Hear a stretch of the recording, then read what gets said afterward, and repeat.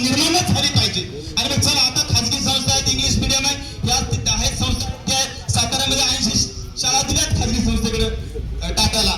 तसं या देशभरातल्या राज्यभरातल्या शाळा द्यायचं जे काही धोरण चालू आहे. म्हणून आज आम्ही जो काही बुद्धिवादी बांधव आहे तो आज जर जागृत असेल, हा समाज घडवणार असेल, हा देश घडवणार असेल, तर आपण ती जागृती केली पाहिजे. आणि आज आमच्या जे काही घरी बसलेले बांधव असतील यांनी ते लक्षात घेतलं पाहिजे की आज या शाळा टिकवायच्या असतील, अगदी ते आपल्या स्वतःपासून प्रत्येकापासून आहे. आपण टिकले, शाळा टिकल्यास गाव टिकेल, समाज टिकले, देश टिकेल. हे अख्खं काय या शासनापर्यंत आपण केलं पाहिजे.